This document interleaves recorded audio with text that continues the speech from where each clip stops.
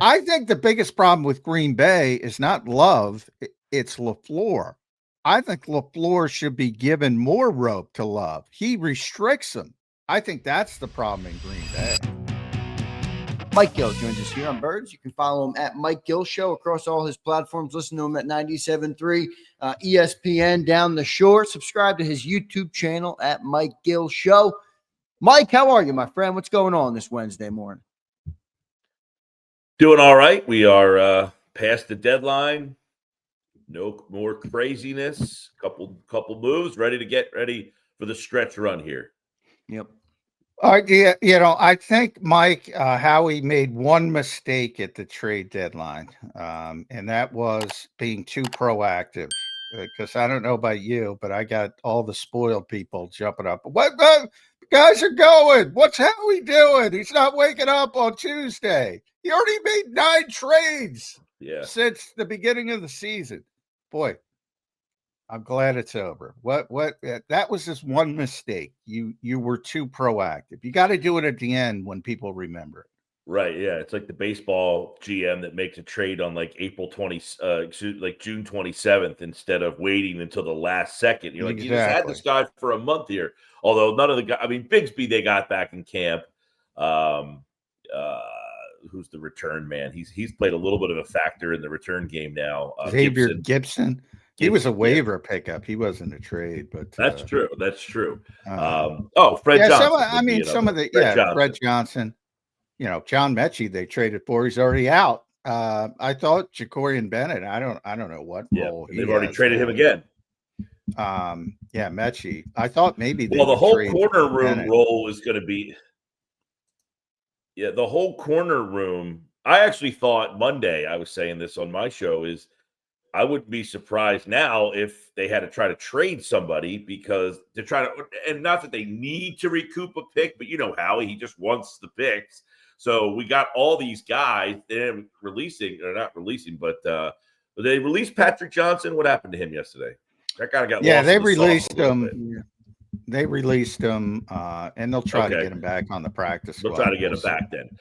Yeah. Right. So you have all these guys now. Now you got Brandon Graham. Where's he getting any snaps you're thinking about? Why'd you lure this poor guy out of retirement? It's like, where's he getting snaps at this point? And it's not that you're so like, especially at corner, you just have a whole bunch of guys. None of them you think can play that are any good. You're just kind of like, all right, well, you took a flyer on Jair Alexander. Jair Alexander has 5 targets this year, all 5 completions. They played a game where 3 guys got hurt and they still didn't put him in the game.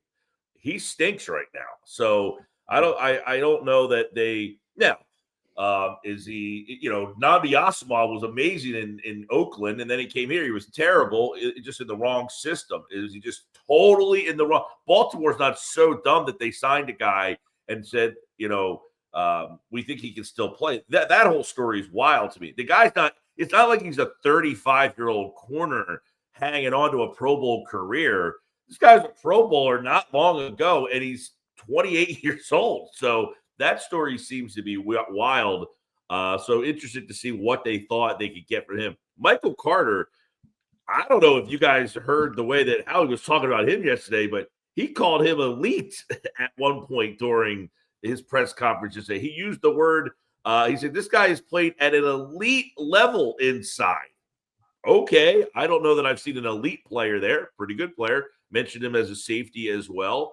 But when he said he's played at an elite level inside, is that him justifying in his mind moving Cooper Jasheed to the outside because we now have an elite level player to move into that spot? I thought that was interesting yesterday. So, Howie certainly made it interesting, although I guess people wanted him to like trump something like at the end of the thing, like say, hey, I got everybody. I got the last move. Yeah, I don't know what they wanted. Mike, how much do you think Jaelan Phillips helps the edge room? That's a room we've talked about extensively here on Birds 365. That was obviously their biggest addition at the deadline. What do you make of Jaelan Phillips and what he can provide to this Eagles defense?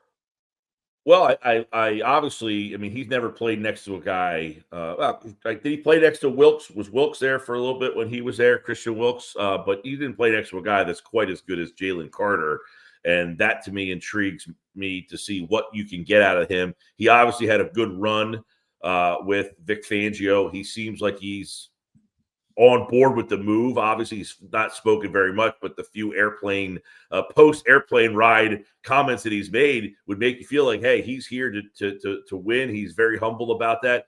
But look, can he beat Josh Sweat? Look what Josh Sweat did to that game the other night. Well, I didn't get to see it. I have YouTube TV, but from what I understand, Josh had a monster game. From what I understand, he had a pretty damn big impact on that game the other night. The Eagles right now just haven't had a guy that can wreck a game like that. Can Jaelan Phillips be that guy? Like right now, I look at it like, hey, this is pretty much a ground rule double. You had a guy on first. Now you have second and third.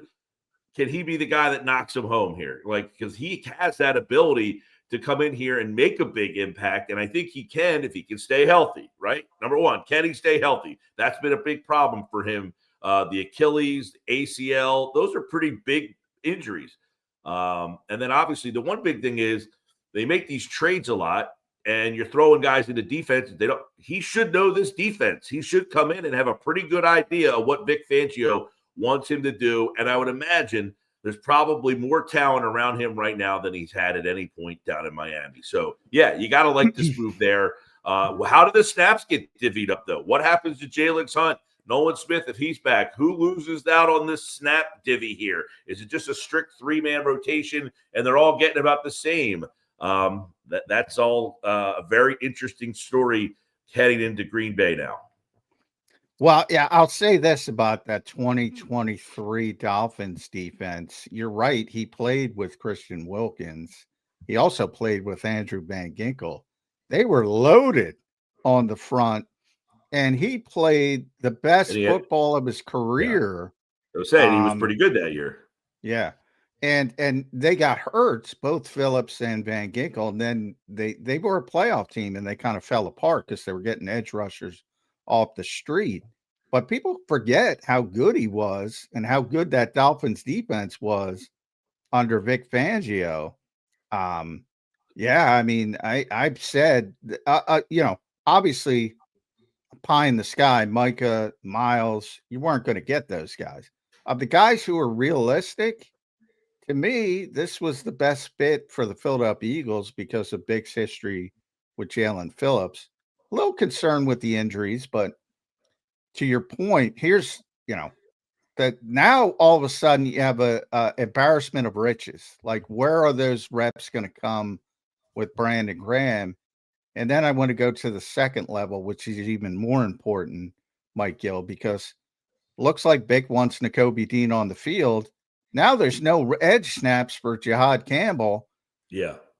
That means his snaps are going down. That part of it is the only part of all of this that I don't like. I want Jihad Campbell on the field. That was the dominoes that we got to on Monday on my show as well. Was you got all these guys, I was talking about Brandon Graham earlier. It's like, okay, they brought Brandon Graham in. That was all. And then Nolan Smith was coming back. That was already kind of talking about Campbell losing a little bit of playing time. Then you go to the next level. You bring in Jaelan Phillips. That pretty much eliminates almost any snaps for him. I don't know. Do you rotate them? Probably not. How many times do you see a starting middle linebacker or off-ball linebacker, just, hey, you got this series, you get the next series. He's got that. Like, that generally doesn't how this works. So, yeah, I would agree that it's unfortunate that it seems that you have an impact type of player in Campbell or a potential impact player. I mean, he's flashed at times that he's got this unbelievable skill set and ability to make things happen. And you just can't find a spot on the field for him right now. Yeah, it's going to be interesting to see how it all shakes out. Mike, where are you after a crazy week 9 in the NFL, dude? I mean, the division, the NFC East is the NFC least again. I got a bunch of teams below 500, well below. Eagles sitting way at the top. The best teams in the NFC, all basically, except for the Seahawks and the Rams, they all lost this week. The Packers, the Lions, all of them. And then the Eagles make some additions and they win on their bye week in a weird way. What do you kind of make of the NFC and where it is after a crazy week 9? Well, like everything in the NFL, things feel like they're at one place and then like stuff happens. You got Green Bay, who, listen, I've been more Lions than Green Bay all season long. They both lost, so this doesn't make it sound like, hey, I told you so. But I think the Green Bay Packers showed you, again, you've lost to the Cleveland Browns, you tied the Cowboys, and you lost at home to Carolina. They're missing something. I just think their offense just doesn't have, like when you look at Detroit, you telling me that Green Bay offense stacks up against Detroit's offense? No. And they lost Tucker Kraft. And they lost Tucker Kraft. When they made that Parsons trade, everybody went bananas. He's won one playoff game in his life. Adding him was a nice story. It helps that defense. They still don't have an offensive talent that scares you on Green Bay, and now they've lost even more. That being said, that doesn't mean they can't beat you. They still are a good team. I just didn't think they were the best team. Then you play Detroit the week after. We could be having a big different conversation 2 weeks from now if you get bopped in those two games. Now, I know Dallas, they went out and made a trade, 2 trades actually. The trade they made yesterday I think is very interesting with Quinn and Williams. You get a 27-year-old player at a pretty good deal. You give up a first-round pick and a second-round pick to get him. That's the kind of trade you make if you're maybe 5-3-1 and you think you're right there. No. This is a team that's 3-5-1, makes a trade where they send out a first-round pick. Now, I think that Williams is a very good player. Is he making them a wild card team? Is he making them a deep playoff run team? I don't know about that. I don't know. I got to go back to Green Bay on one thing. I got to push back on one thing, Mike. What the hell does Micah Parsons having one playoff win have to do with Micah Parsons? Myles Garrett has one playoff win. My point is these guys are very good players. They're not – look at all the times when someone drafts a defense. Myles Garrett gets drafted number 1 over. It doesn't change your team. Like your team all of a sudden doesn't become – that I agree with. Right? Like, because as a knock on Micah, but I think it was more because it's the ultimate team game. I talk about this with quarterbacks. Now, quarterbacks are the most impactful position, obviously. And if you don't have good quarterback play, you're screwed. That we all know that. Look at the Jets. The Jets right here. This is interesting. So the Jets now have 5 first-round picks. Part of the first-round picks that you want to try to find when you're building a team is an elite corner. Oh, they had one. They just traded him. We just talked about this. Yeah, interior pass rusher. They traded a 25-year-old and a 27-year-old so that they can get first-round picks to try to find the same 2. This is what's so crazy because they can't find a quarterback. They now have 5 first-round picks so that they can try to find a quarterback because they've had very good personnel on defense. The defense hasn't been what you thought the personnel would be. So now they start trading those guys away so that they can get picks so they can eventually have to then say, well, we need a corner. We need an interior pass rusher. It's wild what's going on here. But Green Bay, they've got their offense is just lacking that guy. Like if you're saying when you're game planning for them, well, who you worried about? I don't know, Christian Watson if he's healthy. Romeo Dobbs, maybe if he's. I would worry about the quarterback, but Zander's playing well that day. Zander's not a big fan. I'd prefer more consistency. I don't like Matt LaFleur. It's not that I'm not a big fan. I just don't. I don't trust him. Yeah, I don't trust Matt LaFleur. But let me say this because the Eagles sent out their game notes yesterday. It's been a while. And everybody, I hear a lot of Eagles. The Packers have the 8th ranked offense in the NFL. The Eagles are 24th. They have the 8th ranked passing offense. The Eagles are 25th. They have the 2nd ranked third down offense. The Eagles are 28th. Now, where the Eagles differentiate themselves, I've said this pretty consistently. They've been a very weird team. When they are efficient, they're extraordinarily efficient. We talk about they go 3 and out. Early in the season, they would go 3 and out, or if they got the first down, then they go score. and they remain number one in red zone offense, even with all those other poor numbers, and they're scoring 85% of the time, which is unbelievable. Unbelievable. So that has sort of buoyed the points per game because every time they get in the red zone, they score. But the Packers that everybody rips, much more consistent offensively than the Eagles. And then, oh, by the way, they have a top 5 defense because they added Micah Parsons to the mix. Yeah. This is a good football team, Mike. And I would argue this is the first time. I do agree that it's a good team. I don't know that, as everybody said, that they're the best team. Are they a Super I don't Bowl think team? there's any dominant team. They clearly have holes, and those holes just increase losing Tucker Kraft, who's a great player. Yeah. And he's out for the season. But I will say this, and you know how this works better than most, Mike. I don't like this spot now. Like, if they beat Carolina, I would have liked this spot for the Eagles.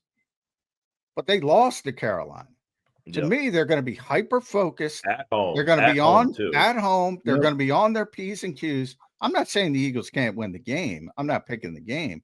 But I think it's a worse spot because they lost that game last week. I think everybody looks at, oh, they lost to the Panthers. They can't beat the Eagles. I think it makes the spot tougher.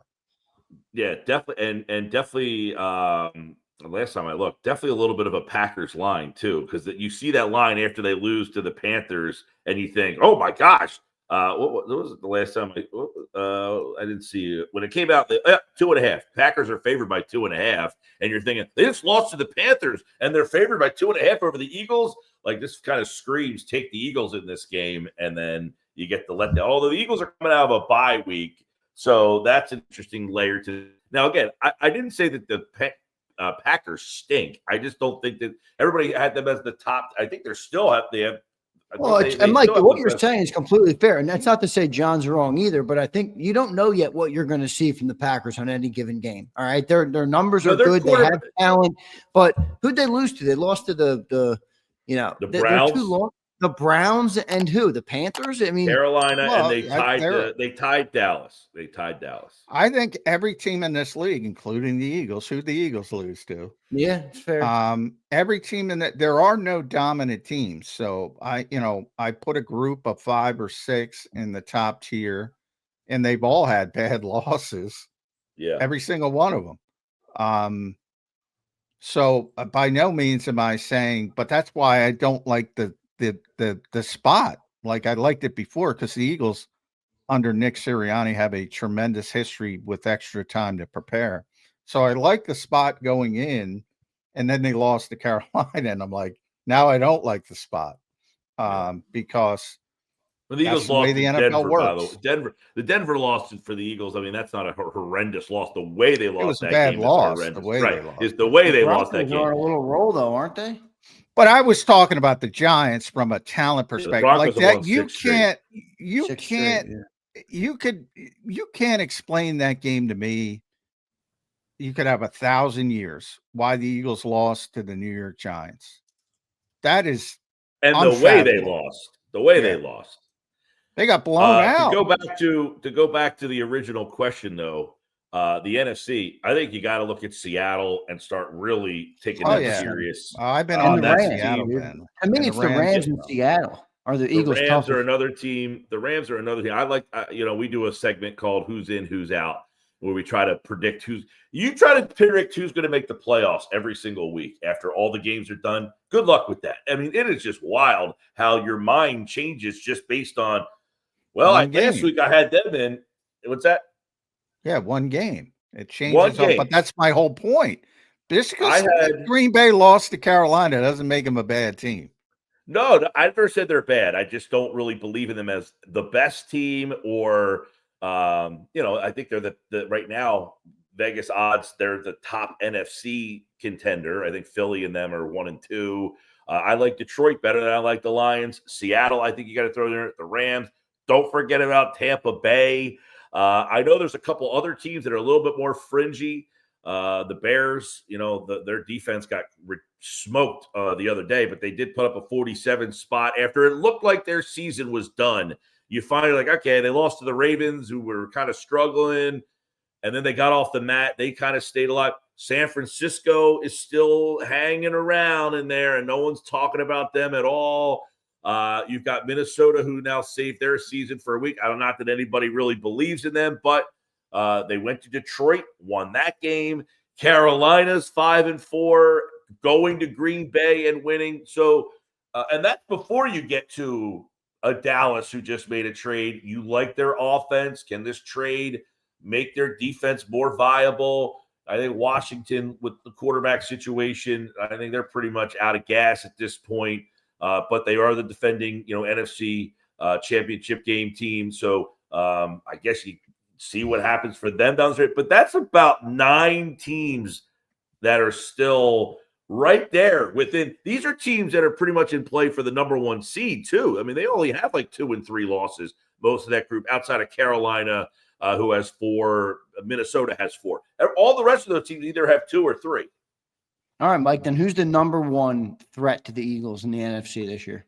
As it stands right now, I'm sure it'll change by next week, as you just said. It's going to change. I think, that Seattle team's pretty good. They went out and made a trade, and they added some more offense. Yeah, Rashid Shaheed. Rashid Shaheed is a very good weapon. Ooh, Sammy Darnold with the deep throws too. Now he's got 2 of them. Yep. Yeah. I've been on the Lions. I thought that loss last week was rough, though. That one kind of, because to me, the Lions were the team that last year was their year, and all the injuries and everything, and they get bounced. And then this year, they lose that opening game, and the expectations just kind of dropped for them, and they still just kept on plugging forward. And then you hit the bump in the road last week, which happens. But that was a disappointing loss in the division at home. But I still think the Lions have the most talent that can stack up when you look at their offense against the Eagles' defense, and you're thinking, all right, I think that offense is pretty good. The Rams are another one. It's going to be tough to say. You've beat them 3 times in a row now. You've beat the Rams 3 times in a row, and they've all been very well. The one out in LA last year. Well, they got outplayed this year. They got outplayed, and they won, but they got outplayed. You mean the Eagles got outplayed, not the Rams? Yes. But Nick Sirianni owns Sean McVay, so factor that in as well. But I agree. The Rams outplayed them, and in a lot of ways, I looked at Kyron Williams after that game. I don't know if you guys remember that comment. It was like, he took it the right way. He was like, yeah, we lost, but we outplayed them. I think they gained confidence and said, we can beat this team. I remember that comment that Kyron made after the game. Yeah. The Rams should, that's a team that you've beaten 3 straight times. They've all been, the one out in LA, you beat them pretty good, but then the 2 here, they've been right there with you. I think they feel like they're right there and should have won the last game. So if you match up with them again for some reason, which would, not be out of the question, that would be a matchup that I wouldn't love. And I think the Seattle team, I just don't think a lot of people have seen them and know enough about them. But if you watch that team play, they're very active defensively, very good defensively. And their offense. Their head coach there has done a great job. Mike McDonald, he's done a great job. Good. Yeah. Well, and look how Baltimore's defense has fallen off without Mike McDonald as well. So that tells you what kind of coach he was. To your point about the Lions, look, anybody who watches this show knows I love Brian Flores. It was interesting to me. Like, he had the worst game plan of the year, in my opinion, against the Eagles. And he had the best game plan of the year against the Lions. It's like night and day. He just he forced them to keep Gibbs in as a pass protector, and it was a disaster for Detroit. And I don't know if other people can do that. So, plus Van Ginkel was back. Van Ginkel had been out, and all of a sudden he's back, and he is a special player. So I don't look at that Detroit loss and say, oh, the Chicken Little, the sky is falling. They're still a good team as well. Yeah, listen, all these teams that have lost a game doesn't take away that they are good teams. just trying to figure out who is the most consistent of that group. I tend to go Lions right now. And that's a lot based on what happened to them last year, being the best team, and then bouncing back from that, not letting that kind of like, they lost both coordinators. That was a story. Well, they've kind of pushed past that now.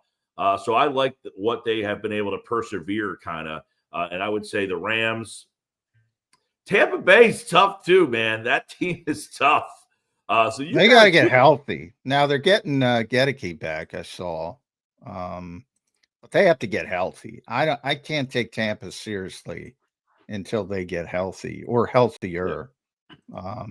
But they're going to have the easiest road, I think, in that division. Well, the Eagles have the easiest road with their division. So I shouldn't say easiest, but today. I mean, because literally Philly's an underdog this week. I don't know. The next week against the Lions, I would imagine with the game being here, you're a slight favorite, but you could easily lose these next two. You've got Green Bay, Detroit, Dallas. I know everybody watching probably just assumes you're just going to take care of Dallas. That game the first time was not a given. They're better now, you would think. Their defense should be slightly better. And then you've got the Bears on that Black Friday, and the Bears are a team that, I thought they would kind of like fell apart when they lost that game to the Ravens. I thought that was a very disappointing loss for them, but they bounced back. Now their defense got toasted last week against the Bengals, but that's 4 games in the month of November where you can make a certain argument that you can get clipped in any one of those 4. That's true, but I like the Eagles' chances against Chicago, certainly at home. These next 2 games are tough, and they could win them both. Yeah, I'm more with Mike though, John. I think it's those 4, man. I think it's the 4. I think Dallas is, Dallas wants to come in and try and. I got to see where Dallas is at that point, but typically the Eagles have struggled in Dallas, so that's a tough game as well. The Bears not so tough for me, but it depends where you are. Well, I think the wheels are off. The thing with the Bears is 4 weeks from now, they will be 4 weeks more into this Ben Johnson offense, and you should think that they're even more and more and more comfortable with it. Now, their defense is generally pretty good. The fact that they got blitzed the way they did against Cincinnati, that just kind of like happens in these games, the momentum and the Joe style. Flacco, baby. Yeah, games have personalities. Yeah, it was just personalities, right. So I don't look at their defense as, well, they gave up 43 last week. Their defense is pretty solid. To me, it's more how much growth in this offense will they have 4 weeks from now? Do they feel that much more comfortable with where they are offensively? And I think there's evidence that their offense isn't hitting a plateau. They're getting better with this offense. I'm not the biggest Caleb Williams guy. Yeah, that's the point. I mean, he's like Jordan Love times 10. Yeah, he's going to make some plays. He's going to make some plays, but he's also going to make a crap load of mistakes. And he's very young and he's growing, and maybe he gets better. But right now, that's where he is. I don't think Ben Johnson likes him. No, I don't think he does either. Yeah, he wants an on-schedule guy, man. He wants on schedule, on time. I don't think Caleb's giving him that. Yeah, no. So, but he'll make plays, and he'll frustrate the living hell out of you. Very similar to Jalen Hurts, the opposition, but much more athleticism to get out of the pocket, make plays, and make something out of nothing. And he'll make those types of plays that will frustrate Eagles fans. But he'll also make a crap load of mistakes in the game, right? From everything, from not even turnovers. I'm talking about not getting the playoff, not getting in the right play, all the little things that make that Zander's talking about. I don't think Ben Johnson likes him. I think you're right. He'd rather have Jared Goff out there, but that takes a long time to get to Jared Goff. No, John, he's like one of those quarter coaches that you talked about. They want all the control. They want all the control. And LaFleur's like that as well. Yeah. I think the biggest problem with Green Bay is not Love. It's LaFleur. I think LaFleur should be given more rope to Love. He restricts him. I think that's the problem in Green Bay. Well, the quarterback development in the game today is so much different than it once was. Mike, the Eagles have 9 games of the regular season to go. They sit at 6-2 right now. Will you go out on a limb and make a prediction for the final 9 games? Will they end 12-5? Will they end 13-4, 2 losses in the final 9 games? How do you kind of see it? I know, this doesn't have to be everybody can hold Mike's feet to the fire. This is an on the whim prediction. Everybody, Mike knows everybody's going to hold them to the fire anyway. But you can change daily. Well, I'll tell you, it's interesting. They have the Raiders in there, I think, is after that game, and then you've got that Washington, Buffalo, and Washington. Well, Washington, you would think are by that point would be done. I can't imagine the quarterback, comes back. Although, I'm hearing that, that there's a possibility he would be able to if they were in play for playoffs still. They look so gruesome, but it really wasn't that big of a deal in terms of how the injury should end his career or anything. But I don't think that team's going to be able to be in play, so why play them? Buffalo might. Now, they're going neck and neck in the division right now with New England, so they might have to keep playing for seeding, you would think, Buffalo. The Raiders will be done by then. So the December portion of your schedule kind of lightens up a little bit. But you do have, Washington, 2 division games who always are a pain in your ass regardless. The Buffalo game and Vegas. And then this month of November, if they can get out of here 2-2, you would think that 6-3 is probably somewhere where you end up down the stretch here. Now, if they can get to 3-1 in this month of November, somehow they get one of the Green Bay Lions games, and then you beat Dallas and the Bears, then you should probably get to 7-2. But I'll probably be more in the 6-3 range. Yeah, at Mike Gill Show on the X platform, at Mike Gill Show on YouTube. Make sure you subscribe there. 97.3 down the shore. If you're local, make sure you check out Mike every day, 2 to 6. Boy, those AFC teams, Mike. I like you mentioned Buffalo. They're like a donut to me. They're all quarterback, those AFC teams, and crappy rosters. Buffalo's overrated to me. Not crappy. I'm exaggerating, but can't find 3 wild card teams in the AFC. Try it. No, well, I think the Chargers would have been good, but when you lose both of your tackles, and we saw what happened to them without their tackles. So what's interesting though? It brings back the conversation like you asked earlier about the Jets and getting all these first round picks so they can go get a quarterback. And you look at the AFC, it's like they're all the teams that had the big quarterbacks, Josh Allen and Joe Burrow and Lamar Jackson. And then the NFC was the team that didn't have all the great quarterbacks, but they had the better rosters. And now it's it almost brings up in my mind, what's the better way to build a football team? Is it to sell everything and get your quarterback and then build from there? Or is it maybe a Vikings-esque approach where you build your roster? Definitely not a Vikings-esque approach. Well, I'm just saying that's a good roster. If you plug in a good quarterback to that roster, they might win, like they did last year. They won 14 games. It's kind of interesting that the AFC has all these quarterbacks, but they never built up their rosters, and now they've all fallen off a cliff. The Ravens are freaking 3-5 or whatever they are. It's interesting. Right now in the AFC, no Lamar Jackson or Patrick Mahomes are in the playoff field. So that would be interesting. Baltimore will be back. They will be in there because that division I think Baltimore. I agree. I've had Baltimore winning that division the last 2 weeks. I think their schedule lightens up big time here. You got Lamar back. Their defense is playing okay. It was horrendous. Now it's kind of got itself to a level where they can win with Lamar. The Chiefs are interesting. Everybody thought, this is the best the Chiefs have looked. They're back. They're 5-4 in a division that has 2 teams ahead of them. Now the Chargers have a mess with the offensive line. Yeah. But let's just say randomly, the Chiefs end up whatever and tie Jacksonville. Jacksonville beat them head-to-head. So they've lost the head-to-head to Jacksonville, who's 5-4. And I don't think Jacksonville's got the staying power, but they might just be in that 10-7 range, and that might be where Kansas City ends up here. We'll see. But the quarterback thing is interesting because, everybody sells their soul to try to get this quarterback, and then it puts them in purgatory because you miss, and then you're constantly on the rat race. So you either have to nail that quarterback or be one of these teams like Philadelphia or like the Saints did when they won their Super Bowl. You get a guy like Drew Brees, who I knew they got from the Chargers, but he was drafted in the second round, and you end up not having to pay that guy initially. You build up the roster around him, and this is where having a good GM. I think the biggest mistake is you get the quarterback and then you start looking for skill position players to help the quarterback. And Joe Banner was out there during the trade deadline, as he usually does.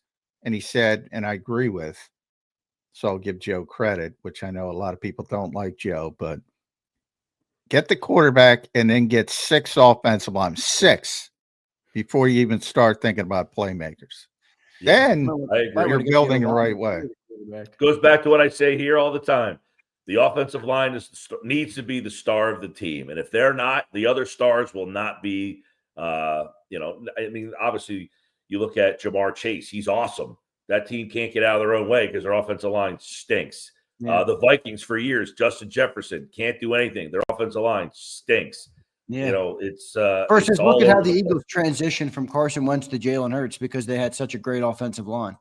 I mean, it was seamless. Joe's right, man. Yeah. Joe Banner is right. Not only the quarterback, you got to get the quarterback. That's the most important. But then it's offensive line. And he's not talking about 6 stars, but get 6 competent offensive but you know what's line. Like this past week, Daniel Jones, who's having a great year. That team's fun, although they made a great trade yesterday. Obviously, their secondary's been brutal. And going to get Sauce Gardner certainly will help them out. But 6 turnovers in the game. When Pittsburgh said, listen, you're going to have to try to beat us, it's almost like the Minnesota game in the playoffs last year. Yeah. They said, Sam Darnold, you try to beat us. And he just, the coach didn't believe that the quarterback could help them win. And I would imagine that's where the Colts are going to end up with that team, is the coach is eventually going to say, I don't believe that Daniel Jones can win this game. I don't necessarily agree with that from the standpoint of they just traded 2 first-round picks. So that tells me they have made the decision that Daniel Jones is their quarterback. Possible. Yeah. Certainly not Anthony Richardson. No. So they to me, they've made that decision. I can't even come to terms with how someone wrote his name on a card and thought, yeah, it's a great idea. He completed 52% of his passes at college. He wasn't even good. I watched terrible him. At college. He was terrible at college. Because, there's a lot of ego involved, and he's such a great athlete. I mean, I remember when he was here, joint practices, he is just impressive physically. So they fell in love with the traits and the measurables, and he can do everything athletically. Now you got to teach him the quarterback position. That's the hard part, But you know youth football. You're a youth baseball coach, Mike. You know youth football now. You get the most athletic kid and you put him at quarterback and say, go. That's essentially Anthony Richardson's whole life. Now he's with great players. Everybody's got good players. Red flag, now you got to learn. That's the red flag, is that this guy has just been so much better than everybody that he doesn't have to learn anything or never was taught anything. There's your red flag if you're the GM. You would think. And it's amazing Chris Ballard still has his job, but now he's a Super Bowl contender. So we'll see if it works out for him. I'm rooting for Shane. I'll tell you that. The Colts, I do hope, because I don't want to see the Chiefs in the Super Bowl. I do hope the Colts can figure it out. And that's a bad game. They had a bad game. Everybody has bad games. We'll see if they can recover. 6 turnovers, and they were still in that game. Yeah, true. That's a big deal for them. As you mentioned, Sauce Gardner makes them really good in the secondary, at least on one side of the field. Yeah, so. I mean, John, but it's what you pointed out. That's a good team because they got a great offensive line. They got a good defensive line, and Daniel Jones is playing well. Shane's coaching them well. But the trenches of that team really make it. And now you add guys like a Sauce Gardner. They're building a little bit similar to the Eagles. That's interesting. Yeah, and Shane's good with quarterbacks, and he's got Daniel Jones believing in himself. So we'll see how it shakes out. But I do find it interesting that the Joneses, the Darnolds, the Mayfields, guys who failed elsewhere and then quietly learned how to play the position behind the scenes. In a lot of instances, you get Daniel Jones was talking about his time in Minnesota and how much different it was from New York. And Darnold was with Kyle Shanahan, learning behind the scenes.